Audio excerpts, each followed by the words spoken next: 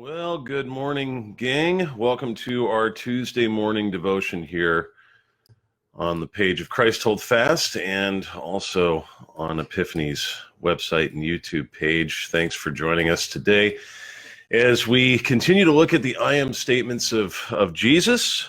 Today we're going to be looking at the I am statement found in John chapter 11. This is quite the text, probably pretty familiar to most of you.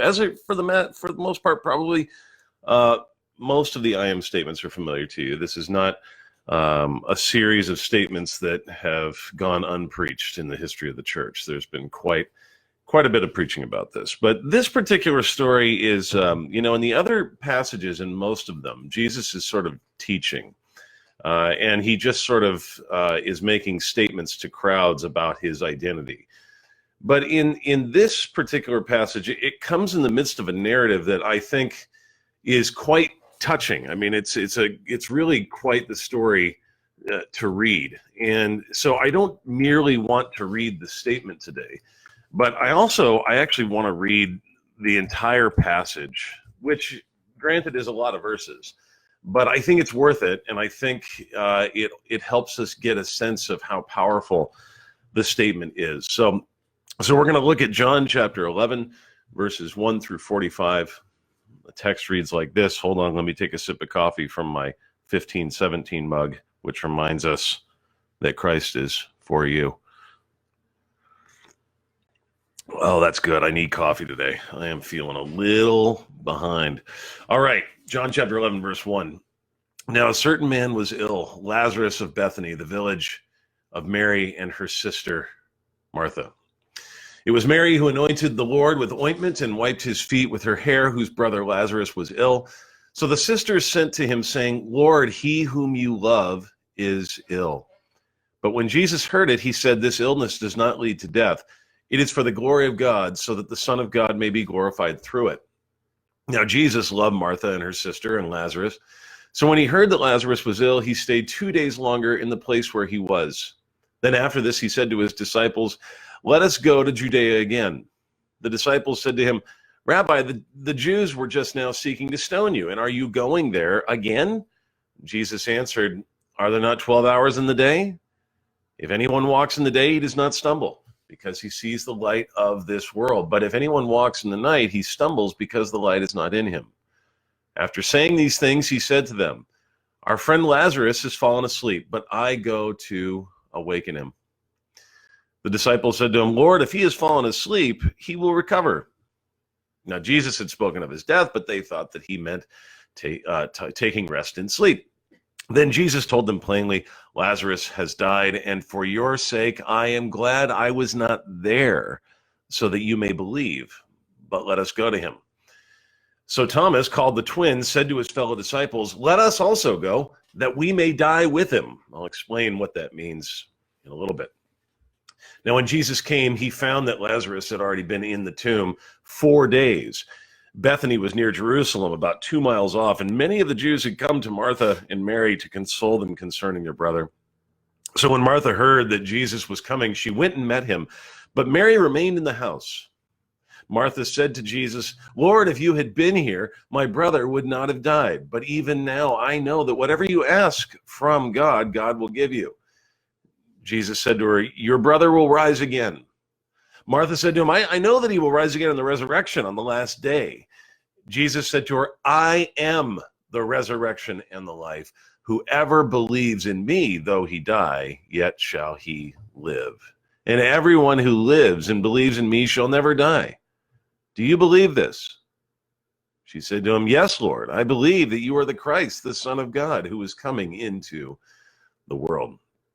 When she had said this, she went and called her sister Mary, saying in private, The teacher is here and is calling for you. And when she heard it, she rose quickly and went to him. Now Jesus had not yet come into the village, but was still in the place where Martha had met him. When the Jews who were with her in the house, consoling her, saw Mary rise quickly and go out, they followed her, supposing that she was going to the tomb to weep there. Now when Mary came to where Jesus was and saw him, she fell at his feet, saying to him, Lord, if you had been here, my brother would not have died. When Jesus saw her weeping, and the Jews who had come with her also weeping, He was deeply moved in his spirit and greatly troubled, and he said, "Where have you laid him?" They said to him, "Lord, come and see." Jesus wept. So the Jews said, "See how he loved him." But some of them said, "Could not he who opened the eyes of the blind man also have kept this man from dying?" Then Jesus, deeply moved again, came to the tomb. It was a cave, and a stone lay against it. Jesus said, "Take away the stone." Martha, the sister of the dead man, said to him, "Lord, by this time there will be an odor, for he has been dead 4 days." The King James, by the way, says, "Lord, by this time he stinketh." I think this is a little better rendering. Jesus said to her, "Did I not tell you that if I believed, you would see the glory of God?" So they took away the stone, and Jesus lifted up his eyes and said, "Father, I thank you that you have heard me. I knew that you always hear me, but I said this on account of the people standing around, that they may believe that you sent me." When he had said these things, he cried out with a loud voice, "Lazarus, come out." And the man who had died came out, his hands and feet bound with linen strips and his face wrapped with a cloth. And Jesus said to them, "Unbind him and let him go." Many of the Jews, therefore, who had come with Mary and had seen what he did, believed in him. End of reading. Well, obviously, I'm not telling any tales out of school here. We live in a culture that does everything it can to pretend that death doesn't exist. We avoid it and do everything we can to act like it's normal. Of course, it's just it's the norm. I read a practical example of this once. It was the writing on a tombstone. It said, "Here lies Jamie Smith, wife of Thomas Smith, marble cutter. This monument was erected by her husband as a tribute to her memory and a specimen of his work. Monuments of the same style, $350. We're told by the experts that death is a natural part of the life cycle, and I'm so sick of hearing that. And it's in our movies and it's in everything, and we just do everything we can to sort of avoid the reality of it. And unfortunately, we've even been sort of given the Bible to help us avoid what death actually is. You know, if people grieve too much, there are some that have used the verse, that Christians should not grieve as others do who have no hope, and twisted that to tell you if you grieve too much or if you mourn too much, that, that's not truly trusting in the Lord. That's not rejoicing in the Lord. That's not at all what that text means at all. We do grieve. We just don't grieve like those without hope. We do mourn. We just don't mourn like those without hope. So the reality is, as much as our culture is trying to deny and pretend and downplay death, Jesus handles death differently. He doesn't see it as a natural part of the life cycle. He sees it as his enemy. Jesus hates death. He hates it. And the reason Jesus hates death is because he loves people. So today in the story that we've just read, Jesus faces death and in the process shows his love for people in a number of ways. First off, he shows his love in the fact that he waits.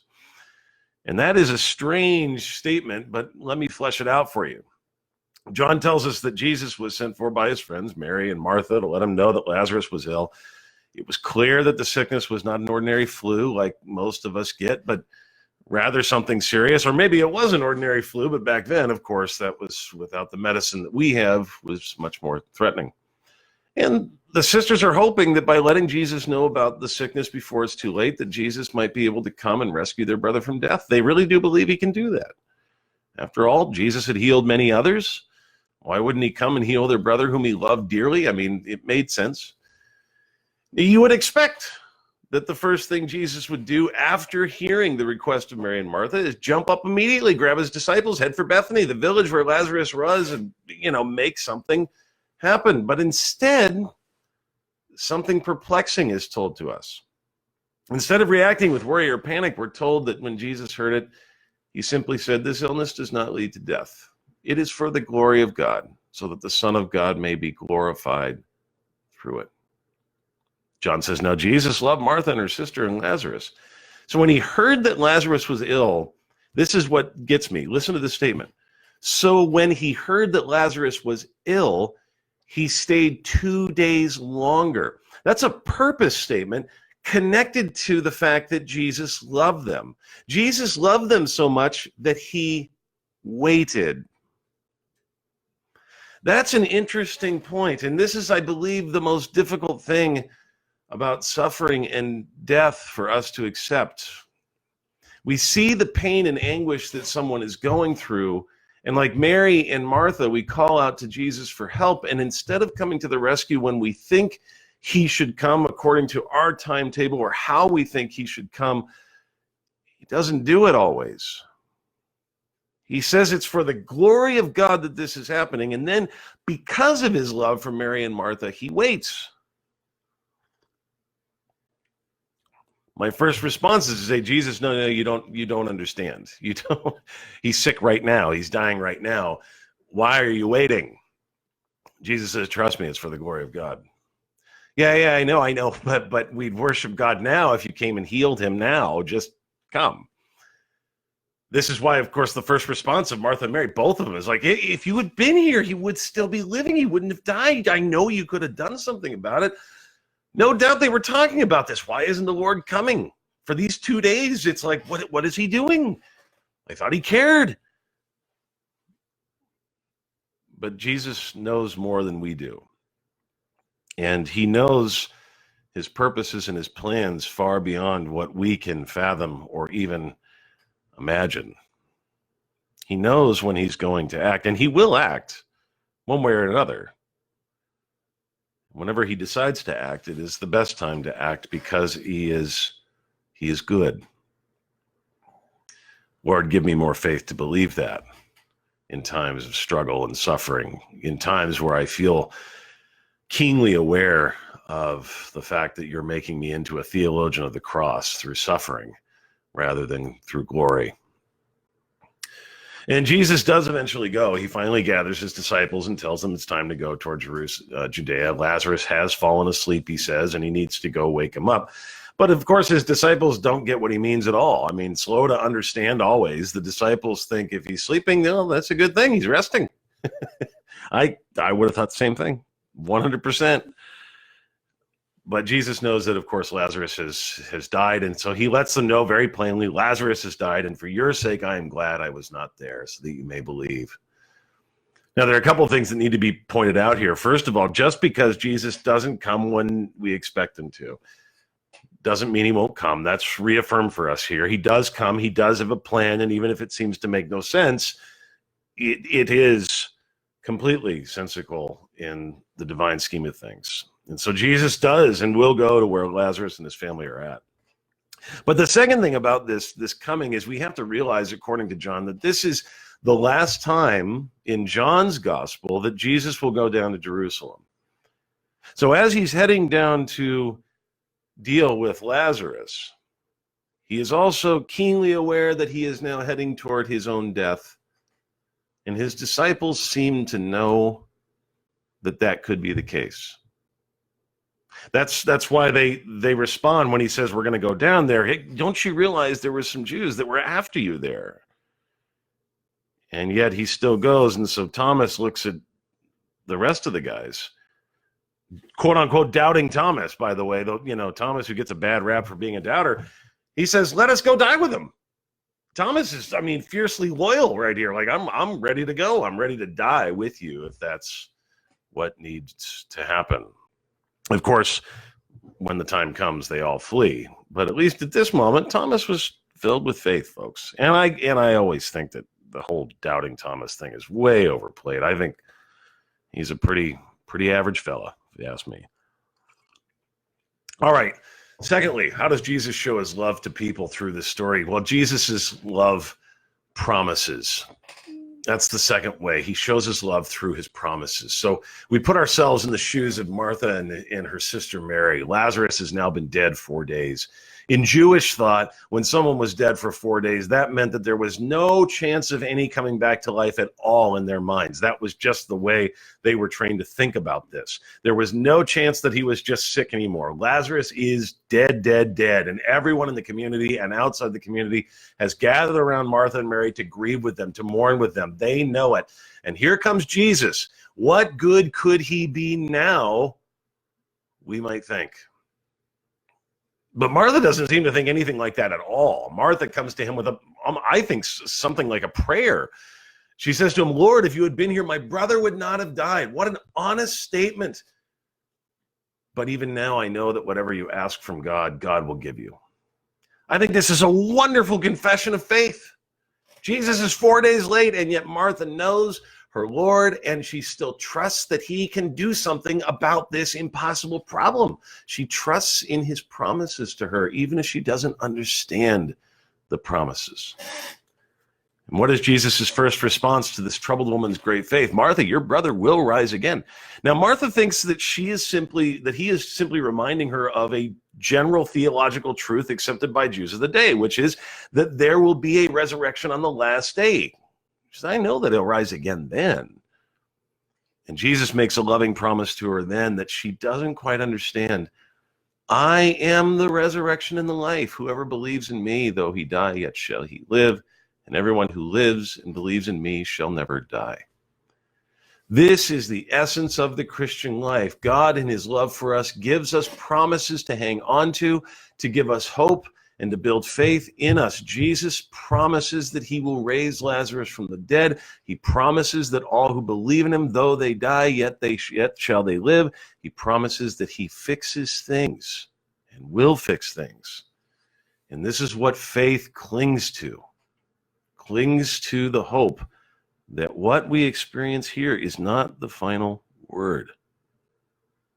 I love this quote from the great writer Dostoevsky, who says, I believe like a child that suffering will be healed and made up for, that all the humiliating absurdity of human contradictions will vanish like a pitiful mirage, like the despicable fabrication of the impotent and infinitely small Euclidean mind of man, that in the world's finale, at the moment of eternal harmony, something so precious will come to pass that it will suffice for all hearts, for the comforting of all resentments, for the atonement of all crimes of humanity, of all the blood that they've shed, that it will make it not only possible to forgive, but to justify what has happened.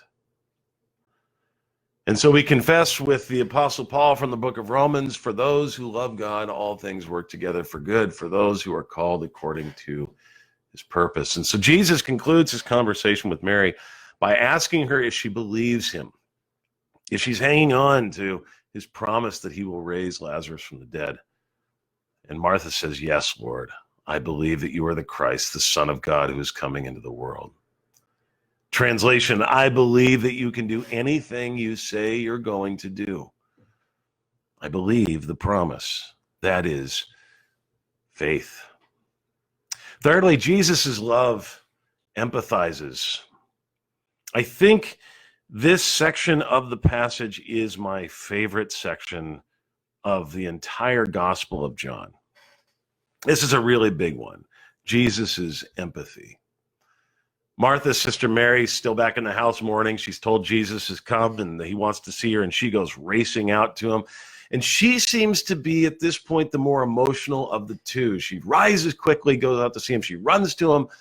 Crowd of people follow her. First thing she does, she falls at his feet and weeps. Lord, if you had been here, my brother would not have died.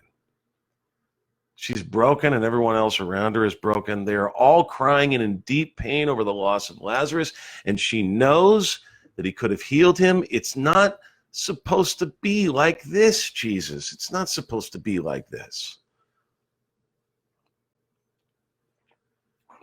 It was Christmas Day 2006 when my family got the phone call that my Uncle Bob had died in the hospital, or had been in the hospital for a few weeks now, and it was clear that his condition was deteriorating.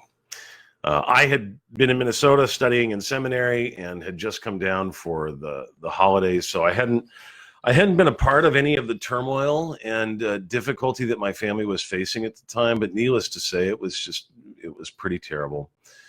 Not long before, I mean, just really a few weeks earlier, my Uncle Bob seemed to be in great health. He was in great shape. He had a great job, a great family. Then all of a sudden, out of nowhere, it was discovered that he had cancer. He went in for treatment, but it didn't take long before my family realized he was only getting worse. He didn't wake up immediately. Pretty soon he was put on a respirator, and there seemed to be nothing the doctors could do. And an infection had developed and spread throughout his body, and it was impossible to fight it off. And we knew that Christmas that he was dying. So we got the call that day that tonight would be the last time any of us would be able to see him alive. My father, my brother, and I loaded up in the car. We went and picked up my grandparents, my uncle's parents, and in so many words, told them this would be the last time that they would see their boy alive. And I watched as each person in my family said goodbye to Bob. I, of course, said goodbye to him too. As we were walking out, no one knew what to say. Everyone was in complete and utter shock. I was walking next to my grandmother, and she looked at me, she grabbed me and said, "It's not supposed to be like this. This isn't the way this is supposed to happen." Now, I was a seminary student.